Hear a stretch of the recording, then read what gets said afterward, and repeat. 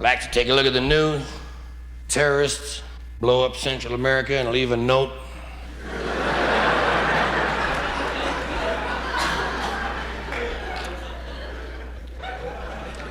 A Philadelphia man was arrested today while attempting to make an unauthorized deposit in a sperm bank.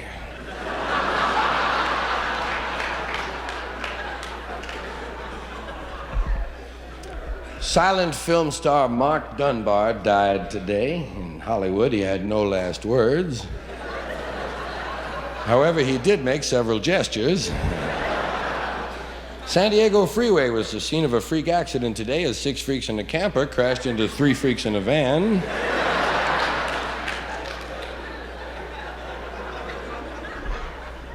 Nobel Prize in Mathematics has been awarded to a California professor who has discovered a new number.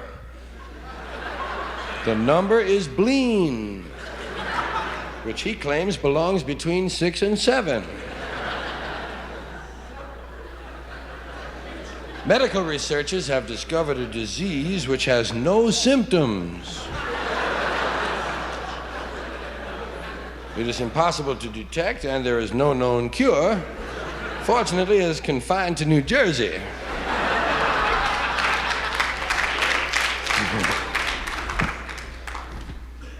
Archaeologists digging at a site in Iran have discovered the remains of a city which was inhabited by a race of people who had absolutely no skills or tools of any kind. No trace of anything has been found anywhere near the site. Heart transplants have declined in recent months because of a lack of donors. Many people consider it an imposition. Hollywood film star Vicky Trick and her husband, Mark Spot, have called it quits today after a 27-minute honeymoon in front of the church. On the lighter side of the news, here's a Halloween prank that really backfired. Seems that little 13-year-old Danny Omerta thought that it would be great fun to soap all the windows of the cars on his block. And he had soaped about 7 of them and was starting to soap the 8th one, not knowing that the owner of the 8th car, Carl Downing, was seated inside. Carl Downing shot Danny in the head 4 times.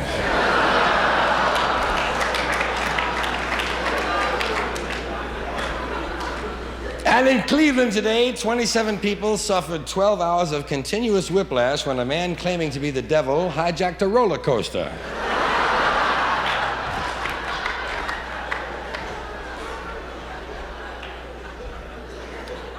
And to kind of wind up the news tonight, we'll take a look at the news hostility scoreboard. Find out how we're treating each other around the world. According to the scoreboard, we got 4 civil wars going on right now. 2 brush fire wars, 4 vest pocket wars, 9 wars of liberation, 2 police actions, 16 revolutions, 35 rebellions, 58 border clashes, 21 terrorist bombings, 36 retaliatory raids, 400 guerrilla operations, 95 commando strikes, 612 acts of sabotage, 237 ceasefire violations, 44 surprise attacks, 6 outside aggressions, 6 internal upheavals, 3 protective reaction strikes, 10 counterinsurgencies, 21 violent disturbances, 30 warlike acts, 906 hostile incidents, 10 arms races, 18 deliberate provocations, 61 threats to security, 9 dangerous escalations, 2 military confrontations, 6 heightenings of tension, 14 heated exchanges, 12 belligerent moves, 17 reprisals, 3 powder kegs, 2 tinder boxes, and an ultimatum.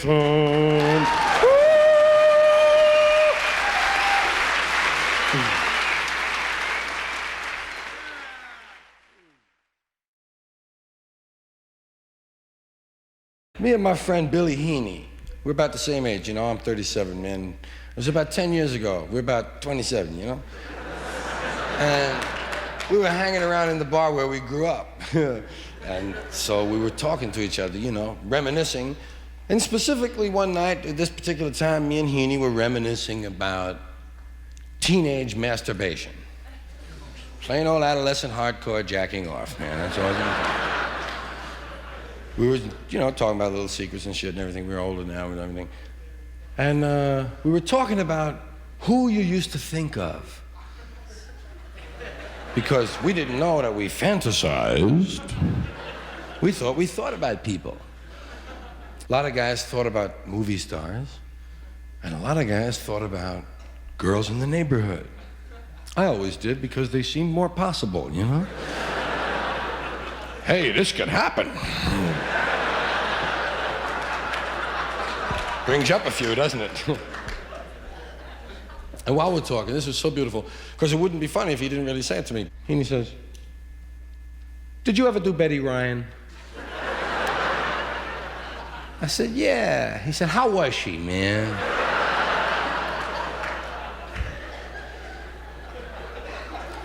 Well, I believe in masturbation. I think if God had intended us not to masturbate, he would have made our arms shorter, you know?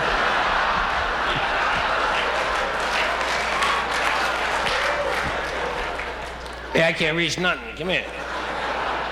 Hey, give me a hand, will you? Come here, come here. Come here, come here. Hey, you want a job? That's how phrases are started, man. Well, I just think if you're gonna masturbate, man, you know, like, well, treat yourself right. Don't just drag yourself in there again and use yourself, man. Bring home flowers, man.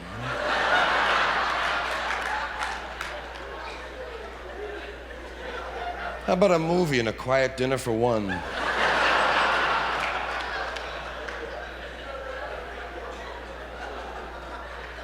And be coy with yourself, you know? I don't wanna. Oh, come on, honey. For me? It's all you ever think about.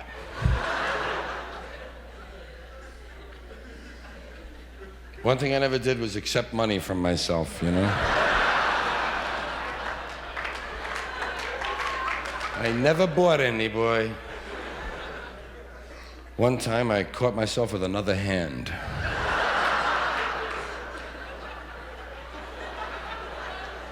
Never let your left hand know.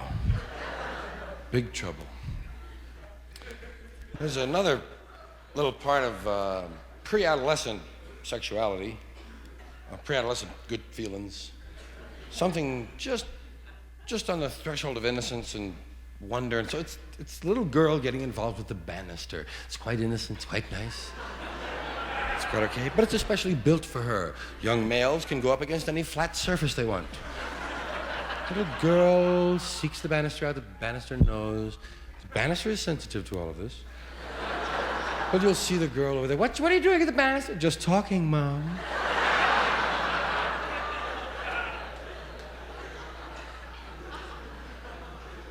Oh, what's the use? Mom, Dad, I'd like you to meet the banister. What do you do for a living, son? I'm a handrail. Think you could support my daughter? I'll support anyone who'll hold the handrail. That's right, the handrail loves it. The banister wants to be slid down. You girls, take a chance. Don't cheat, don't go down sideways. Side settle, both legs off to the left. It's like premature withdrawal. It's like dry humping. Doesn't mean anything. Banister wants you to straddle up good and come on down! Yeah.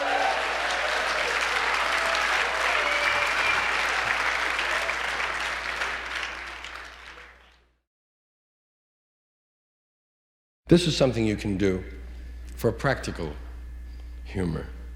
Do this on television. If you can get into a kind of the side of a television story where maybe they're covering a tragedy and a lot of people are going, "Hey, Willie." You know, the kind of thing where you're not the center of attention, because they'll edit you out if you do this as the center speaker. You must be on the sideline. And what you do is you don't say this, but you move your lips to it. And what you move your lips to is, "I hope all you stupid fucking lip readers are looking in."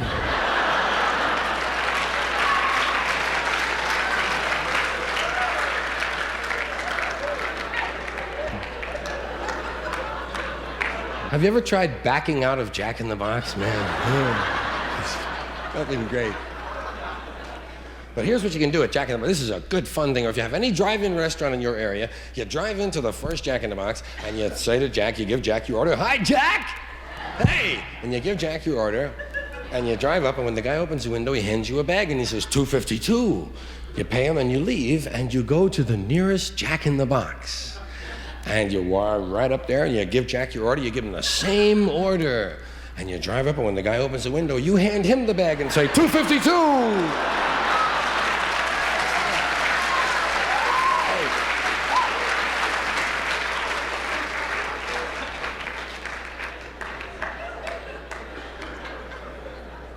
Here's another one. You do this at the department store. Go to the handkerchief counter. There's a lovely lady over there. And you say to her, do you have any monogrammed handkerchiefs? And she says, yes. What initial would you like? And you say, oh, I don't know. I hadn't even thought of it, really.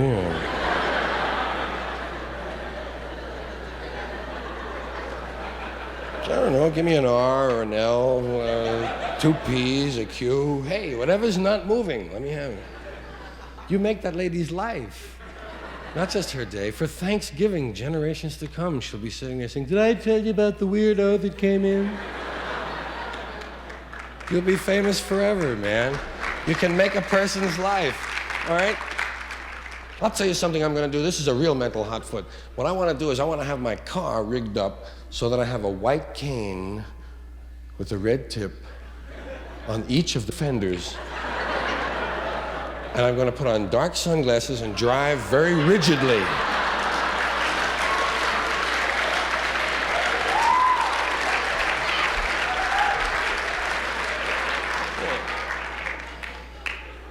There's a lot of fun you can have, man.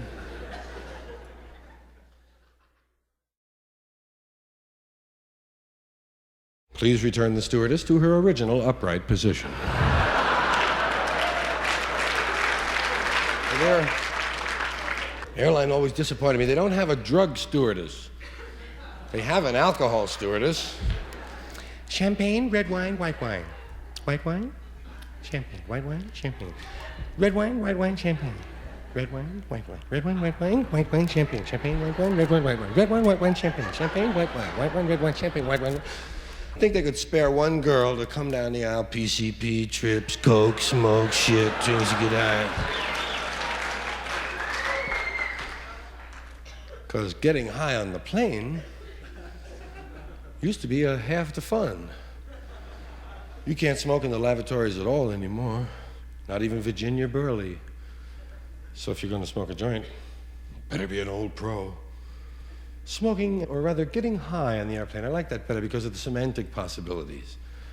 If we're the first person ever up in an airplane, you'd say, look, they're high in the airplane. And indeed, we are that. We are high in the airplane. High in the airplane. They always keep telling me at the airport, get on the plane. I say, fuck you, I'm getting in.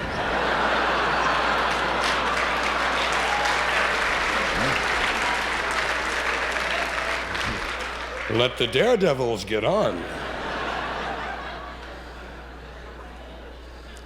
But we call it being high on the plane. They're high on the plane. And if you're an aeronautical engineer and you really like the design, you might be high on the plane.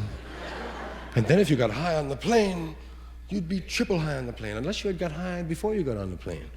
Because you can be high on the plane, or let's put it this way. You can get off and get on, or you can get on and get off. Yeah? I used to like to smoke up in the forward lavatory, because I figured that the mirror was two-way and the crew was watching. And always offering the crew a hit, naturally. Hey, come on. Hey, guys. All right. Then I'd relax a little, have the little thing locked, occupied. Okay. Looking at all the little slots and shit. And you get high in the plane. Of course, it depended on what airline you were on, whether the suction in the sink was any good. TWA always had the best sink suction, as far as I'm concerned, for your traveling head. Wow. My hair used to straighten out, man. I lost ideas in those sinks, man. But you have to keep it open. I was a real dummy for several years. I used to just press down the drain. which gives you a red ring on the heel of your hand. It's like powder burns, you know, they got you, man. Look at the guy with the red ring. Come on, take him away. So I found you could put some soap in there or a piece of the cup, keep it open. But then you have to decide if you're going to smoke in the bathroom on the plane, you have to decide if you're going to make believe you're taking a shit or not. Because making believe, if somebody could bust it in, like a guy from Texas comes through with an axe, man, you want to be ready taking a regular shit. You don't want to be arrested for shitting through your pants, right? You know, as long as I get rid of the joint, I don't care what the charge is. Shitting with your pants on. Anyway, you get a little high and the light goes on. Return to cabin. Uh-oh, something's up, they need me. Knew I shouldn't have left them alone. And on your way out, you see another sign, because you're really into detail now. And it says, please wash up for the next guy. And so you know you didn't do anything in the sink much, but you do have felon's guilt. So you decide to wash up for the other guy, and you even wash off the gray bubbles on the soap that the old guy made, and you start to wash off the fixtures and shit in the mirror. Looks like it needs a little bit. Pretty soon you're doing the walls, man. Any more babbo out there?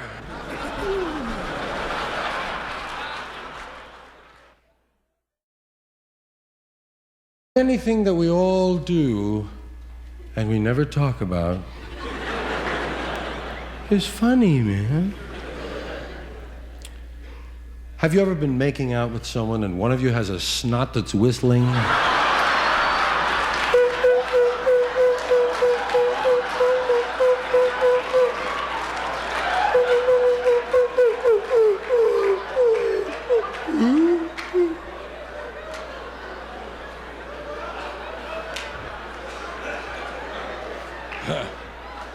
I think we blew it out of tune on the climax, honey. Jeez. Here's something I discovered was really more universal than I'd ever suspected. Well, maybe not, a little bit. Anyway, you know what I mean? And I found out, by asking people, when you take a piss, do you go like this? Right?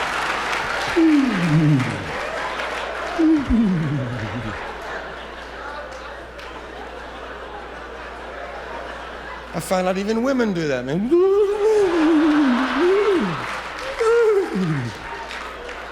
Just a different position. What is that, man? It has no name. I call it the piss shiver.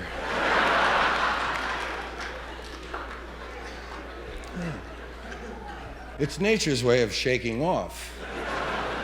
It goes back to the days when we didn't hold on to it. Sure.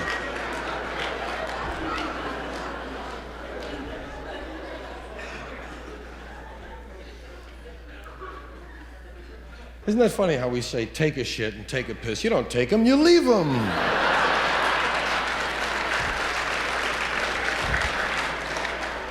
I left the shit, Bill.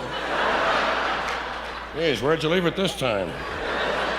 Last year, the kids didn't find it till Easter. I'm gonna take a shit. Don't take one of mine. I only have 3 left and the weekend is coming up.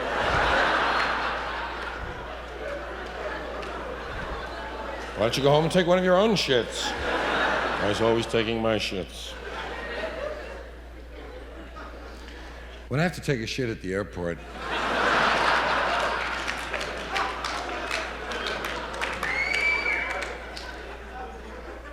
I usually go in the handicapped stall.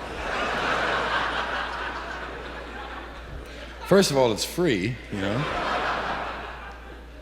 Secondly, everything is bigger in there, man.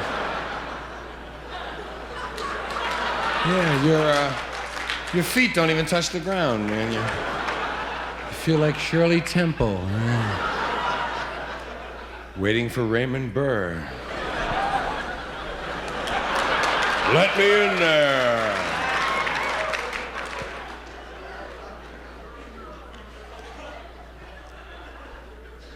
belly noise, gut rumblings, when your stomach is talking to you. Your stomach is talking to you. I think that's called borborygmi. I was told it was called borborygmi, which would be a good name for it. Borborygmi.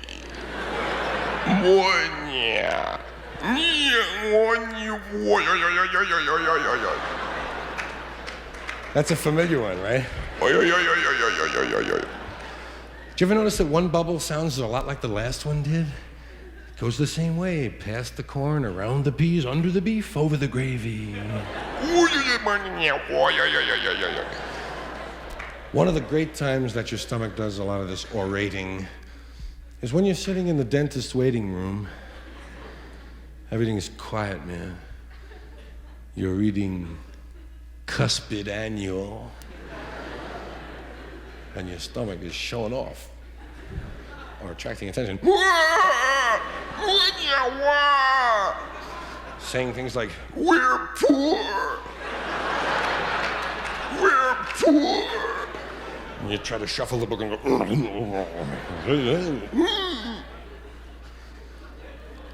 Did you ever belch and taste a hot dog you had 2 days ago?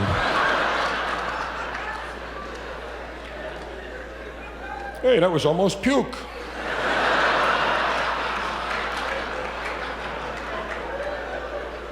It was a toss-up between puke and hot dog there.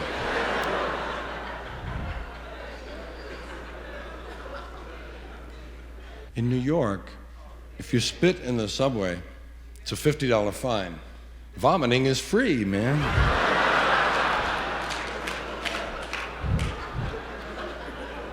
Have you ever noticed that your whole sense of values changes when you're throwing up?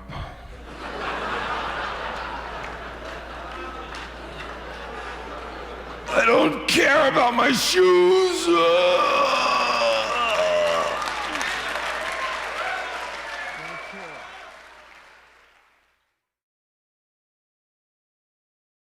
Hot cross buns. It's when a Ku Klux Klansman shoves a burning cross up your ass. Hot cross bun.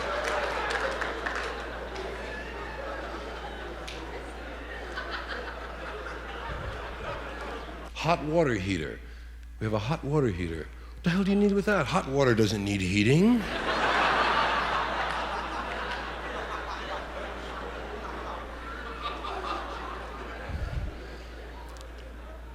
People say, ape shit. The guy wearing ape shit. Jesus, he was ape shit, that guy. Same with bananas. The guy was bananas. He went bananas. Bananas is ape shit. Think about it, man. Nice words. Take care of you.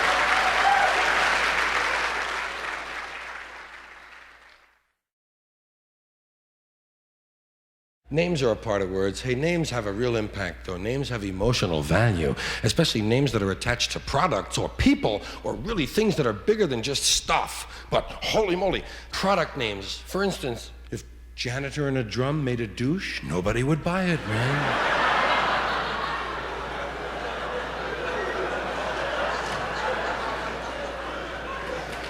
It would be like Raid Feminine Hygiene Spray. Raid!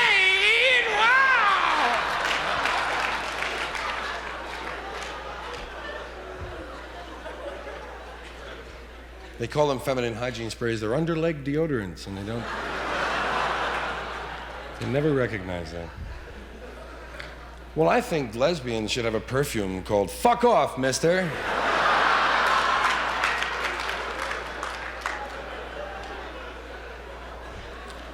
I'd like to bring out a brand new car and call it the 1975 piece of shit.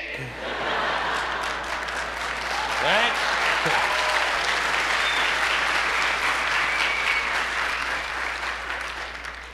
Well, the guys who sell them call them that.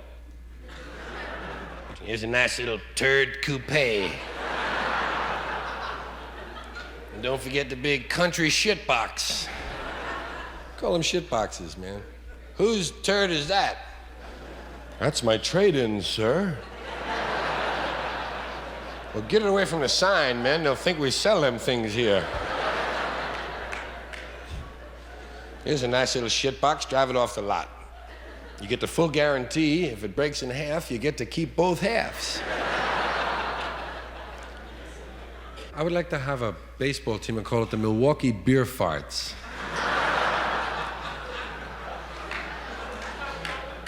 I would like to have cream of botulism soup. How about a company called United Consumer Fuckers?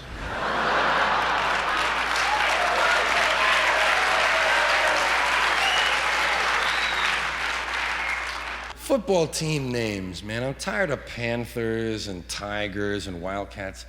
I would like to root for the Cincinnati Mice, man. Go Mice! Let's win for the pink and white. Well, you'd have a whole rodent division, man. You'd have the Hawaii hamsters and the Georgia gerbils. Guys would be all rodent. You'd dig it, man. The Oakland Raiders, man. What about the victims? The Virginia victims. I'd like to see any animal that's alive ought to be eligible to be for a team, man. The Seattle sperm.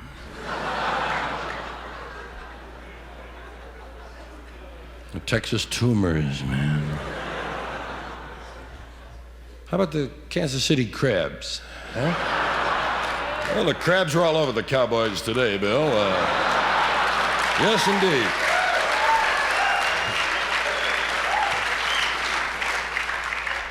My name was a pain in the ass. George is a pain in the ass name. It really is. It's a name that you have to kind of grow up separately from. You be my name, I'll be me. I'll answer the door and they'll ask for you. It's really a name like, well, for one thing, when you're writing it, it's never finished, man. G-E-O-R-G-E.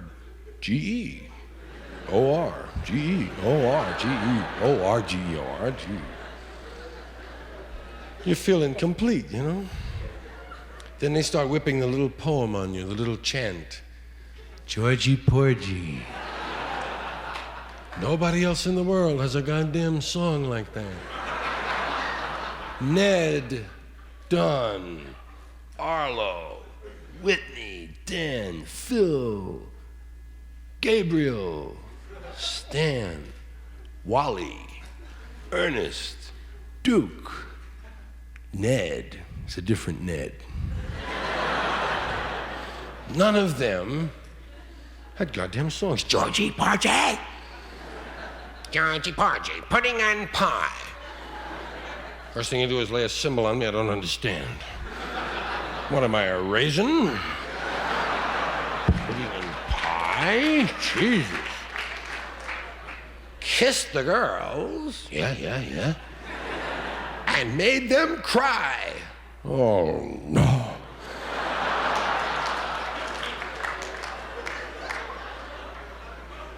When the boys came out to play, Georgie Porgy ran away. They never mentioned that biologically this was sensible that I would live to reproduce. Only that I'd run away. Well, that pissed me off. Next thing I heard, they're saying, let George do it. They weren't even talking about the real thing. Let George do it. Talking about mopping and shit. Let George do it. Let George do it. Screw it. You do it. George is a dumbass name because, well, it's way down the list of names of getting laid automatically by the sound of your name.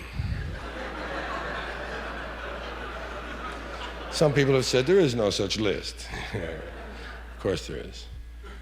You got three guys. You got Tito, Chico, and George. Who's out there? Tito, Chico, and George. Tell George to wait. Fucking Tito, you know. It's a cool name. So you live different from your name. I always felt sorry for guys whose names were Dick and Peter, you know? That's what I said. Hey, Dick. Hey, I'm sorry. No, I don't mean you're a dick. I don't mean that. Your name is Dick. I'm sorry. Your name is Dick. Hiya, Dick. I always wondered how girls got away with bringing them home. Mom, I brought Dick and Peter home. What?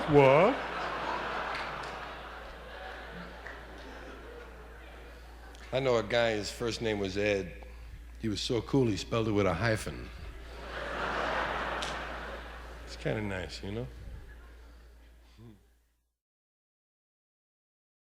Baseball and football. Baseball is pastoral. Football is technological. Baseball is played in a park. Football is played in a stadium. Baseball has no time limit. We don't know when it's gonna end. Football is rigidly timed, and it will end if we have to even go to sudden death. Baseball has the bunt. Football has the punt. Baseball's object is to go home. I'm going home. In football, we are down in enemy territory, reaching for the end zone. In football, we have the block, the clip, the kick, the blitz, the bomb, the offense, the defense. In baseball, we have the sacrifice.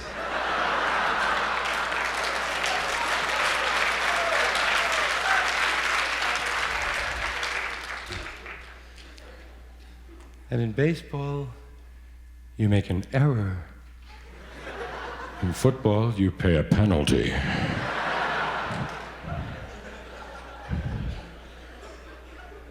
Woody Hayes wears a baseball hat during the football game. Can you imagine if Walter Alston wore a football helmet during the baseball game? They would truck him away, man. Get him out of the dugout, man. Check his calendar.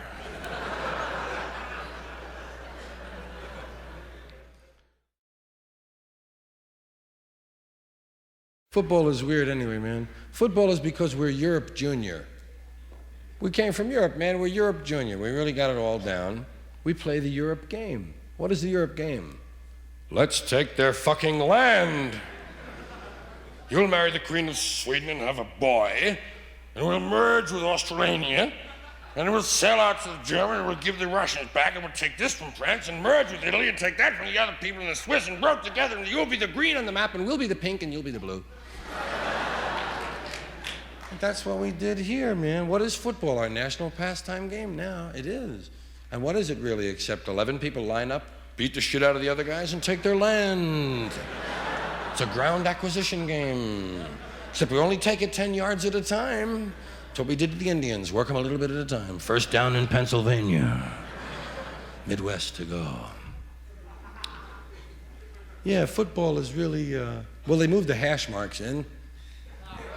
The guys found them and smoked them anyway, you know what I mean? Well, they say there's a lot of drugs in football. They talk about ups. They talk about uppers and speed, and they talk about amphetamines. They talk about Dexamyl spanchules. They talk about greenies. That's what the football players call them. Greenies! Because football players are into colors. The green! We'll fight for the green and the white. Give me the green, the white, the bullshit, give me those bullshit, the white. Fucking shit goes on in the locker room. There's a lot of speed on this team, Bill. I know I was downstairs before the game, and look out for this. Football players understand colors. They check off at the line of scrimmage. Green, white, 27, green, white, 27. Bullshit, I had 13. Give me those. They're back. You know, fight on the end. Why is it that football teams only have 2 colors and countries have 3?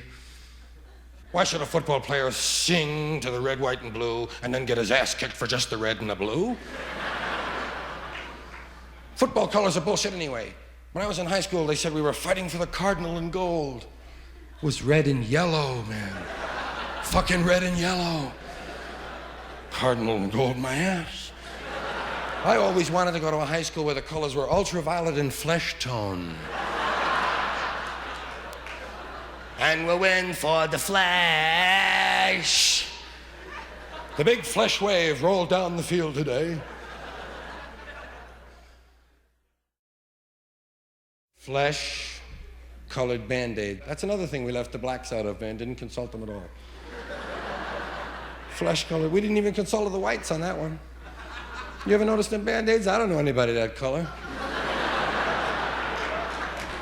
It's kind of an off coffee. I don't know nobody like that. And I've never seen anybody with their pores laid out in grids that way, man. Fucking science fiction. But some businessman had to pick that color out. He had to approve it. Some man who was assigned a pad, a pencil, a place to write, had to okay the art department. Art department brought up all the shit. Let me see. Well, let me see. 55, 51, I don't know. 51, 53. That'll be flesh. 53. Wow. Didn't even bother me. Flesh-colored crayons pissed me off. I was a war baby, 1937. I made me 8 years of age when it was over. And flesh-colored crayons didn't come in for a long time, man. Flesh-colored crayons came in when I was 19. And I had been out of coloring for over a year by then. I had gone through rubbing orange and red together. Another color that bothers me is blue. Why is there no blue food? There's no blue food, man. Blueberries are purple. A lot of things blue on the vine, a little bit blue on the vine, bullshit, purple. There's no blue food, man. Someone has the blue food. We want the blue food. Blue food probably bestows immortality. Where's the blue food? Occasionally you get some badass Jell-O in a cafeteria that looks blue, that's all, man. That's all. Maybe a piece of hard candy. 1 out of 200 pieces of hard candy are blue. It's a pain in the ass. Have to explain them away. What about the blue heart? Never mind, asshole. It's mint or some shit, and it has nothing to do with color. Green is lime, yellow is lemon, orange is orange, red is cherry. Blue is nothing, man. There's no fucking blue. And then they chop the little round blue thing in their mouth. Oh, show me what it is. It's a sour ball. The glass. It's left over from Halloween. Religion is like a lift in your shoe. It's important sometimes. And it helps you walk straight for a while, however long you need it. That's the secret. How long do I need it? It's like anything else you think you need for any length of time. How long do I need it? As long as you're pulling your own coat, nice. As long as you know who's in control or why you're not, okay. But religion is like abdicating responsibility for your life. Many religions make it easy for you to just throw it all off. It's God's will. That's right, God's will. I ran over the kid in the driveway, that's right. Don't look at me. God's will. Hey, boys, let's go downtown and get this guy, God. Can you see a lynch mob in front of the church? It's the 4th guy he's killed this week.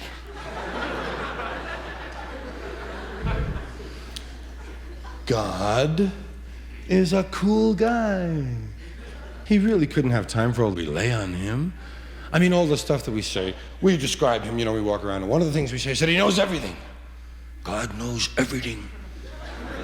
He knows everything that's going on at the same time, every little molecule spinning around, every little atom, every little electron. He knows if an electron comes over a whole orbit of a molecule, goes and makes another one. It's a chemical combination, makes a combination. He knows if it's a piece of wood, and it's a bigger crack in a piece of wood. He knows.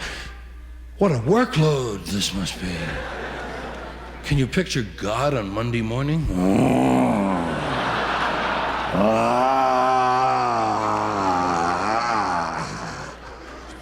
He wouldn't wish that on himself. He's a cool guy. He's us. That's what we always said. Every religion told us, love yourself, love your neighbor, love your God. You're all the same guy. We just don't have uniforms yet. We do believe we're God, and that's cool. We are. I think God is probably subject to physical laws. That would explain a lot of things, you know? It would explain why he can't help a whole lot of stuff. People say, how could a God who's benevolent let this kind of suffering go on with you? He can't help it, lady. He's subject to physical laws. Why did God always have to send a messenger? Why the hell doesn't he show up himself? I mean, really now. God sent a messenger. God sent an angel. And they came from somewhere to somewhere. This implies the traversing of physical space. This implies physical laws. Why did God have to go from some place to another? Because he's only slightly superior. Everything God makes dies.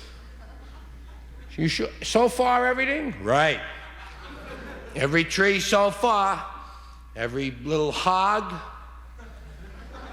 Well, there's a lot of things still alive, but it's just like it was before. They're gonna die. We just can't prove it. That keeps us alive, doesn't it? It's not all dead yet. God, everything he makes dies. Where did he get such a great reputation? This batting average of his is 0, 0, 0. I mean, a cool guy is a cool guy, but don't put me on. Like I say, religion is a lift in your shoe, man. If you need it cool, just don't let me wear your shoes if I don't want them. And we don't have to go down and nail lifts onto the natives' feet. That was always a wonderful thing.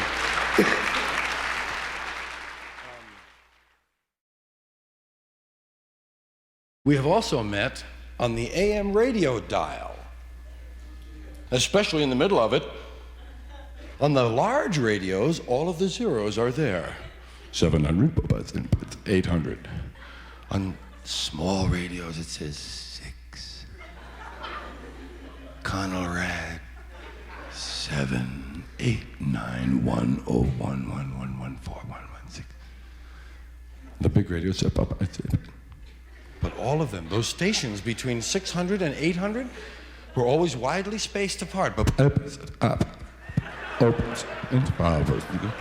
Always widely spaced. And they had announcers, well-modulated speaking voices. They always had serious subject matter. In fact, they never had music. There's no music between 600 and 900 on the radio. It's all talking, man. The only music you hear is an occasional national advertising jingle. But you get down past them, you get towards 600. You get down to the hopelessness of 54. And you wonder why it ends there. What kind of good stuff are we missing on 420? Nowhere to go but up. And up. It's watch. No.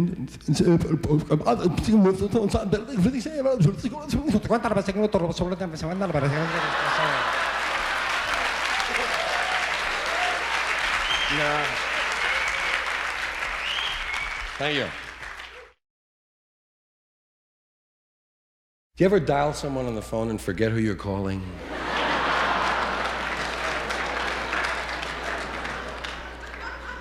Do you ever look at yourself in store windows when you're passing stores? Hey, man, I look cool in the store window, man. Every now and then you hit a storefront that has a 45-degree angle, and you walk into yourself, hey, man, I look cool walking into myself, man. Do you ever look at the crowds in old movies and wonder if they're dead yet? I do. They show a close-up of an old guy. What year is that movie? 1931? That guy's dead. He's dead. Come in here, Phil. It's a dead guy on TV. He wasn't dead then, but he's dead now. Look at that guy there. He's now dead, that guy. Have you ever tried to throw away an old wastebasket? Can't do it, man. People keep bringing it back to you. Hey, your wastebasket was in the garbage.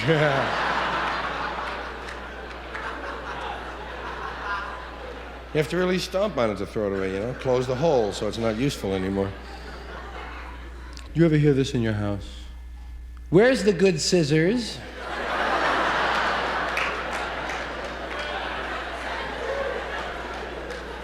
I can't keep anything nice in this house.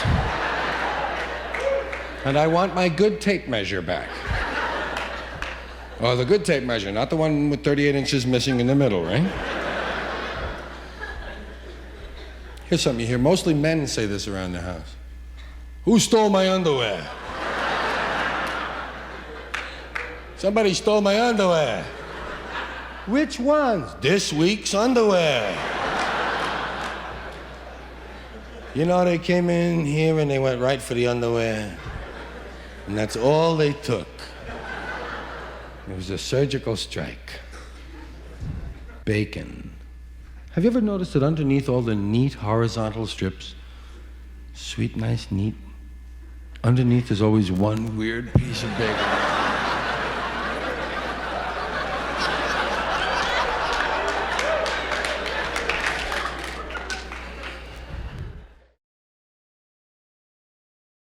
My grandfather used to say something.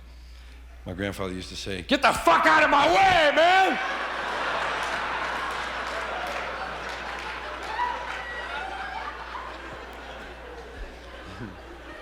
You know what's really a ripoff?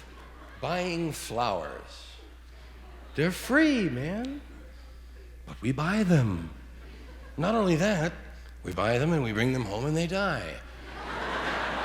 It's the only thing that you buy. You bring it home and it dies, and you don't give a shit. You don't want your money back.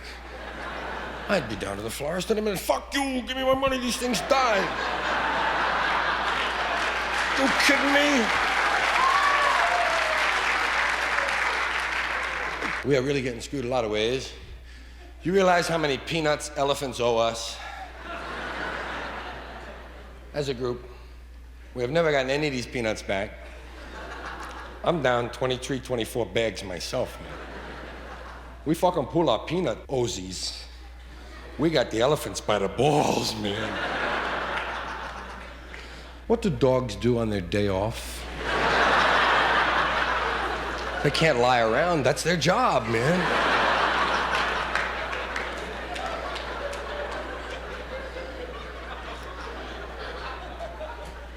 I know a guy who's trying to perfect a method for fucking while running at full speed. That's pretty weird. There's a moment coming. It's not here yet. It's still in the future. It's on the way. Hold on. Here it is. Oh, shit, it's gone, man. We blew another one. Tattoos. You know what would be a goofy tattoo? You get it on your foot. On the sole of your foot, it says, "If found, please drop in the nearest mailbox." I got another one. On the guy's back, your tattoo, "Please, let's never anybody tell this guy all the shit we wrote on his back." He thinks it's a pirate ship. Yeah. That would be nice, man.